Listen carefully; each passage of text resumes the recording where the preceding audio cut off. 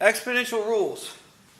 We have, if the bases are the same, and then we're multiplying two powers with the same base. So we need to know what a power is. A power is x to the a. Okay? This is a power. Okay?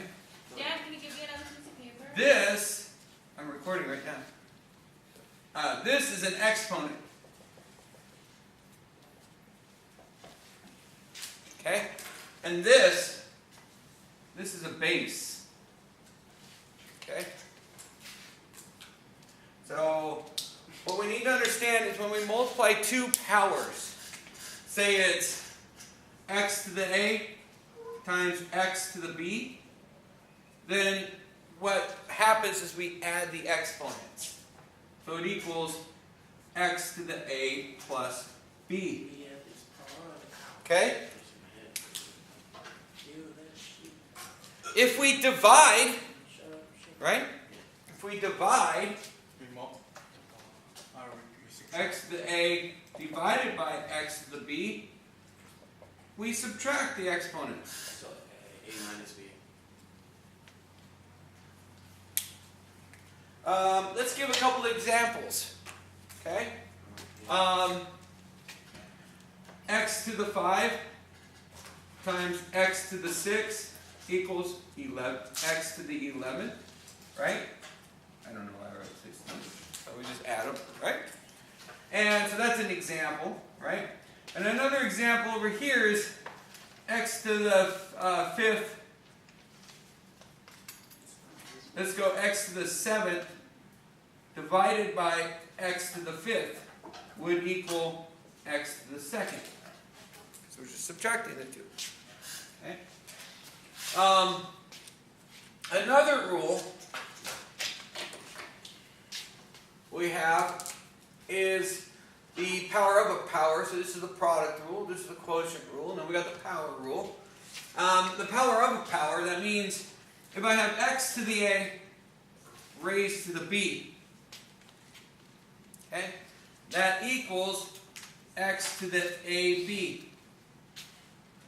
Okay, and so another example of that would be x to the 3rd raised to the power of 2, right, would equal x to the 6th.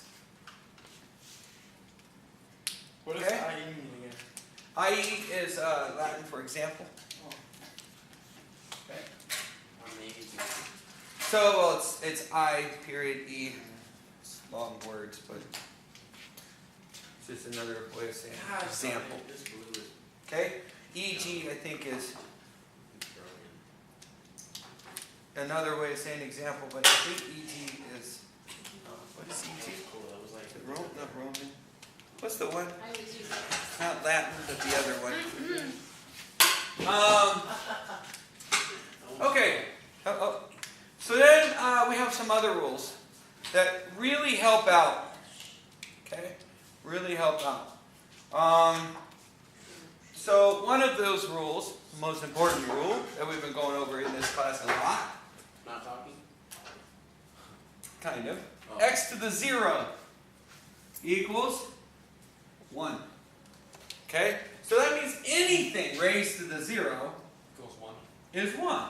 So if I have 5,000 raised to the 0, I have 1. Thank you. That's cool. Okay? Very powerful rule. We used that when we were talking about derivatives, right? X to the 0. Okay? The next one is your quotient rule. It's kind of like the quotient rule, but it's what it is when you have 1 divided by x to the a, that equals x to the negative a. We're going to start using these a lot. Okay? Now, not these so much as others, but I'll show you in a moment on the next problem. But these are the rules, and then with this rule, it kind of goes hand in hand with this next rule, right? It's 1 over x to the negative a, right, is equal to x to the a. Does that make sense? Yeah. What we're doing is, you got to remember that we're just moving this to the top and changing the sign of the exponent. That's it. So, in other words, 1 over x to the negative 2 is going to equal x squared. Right?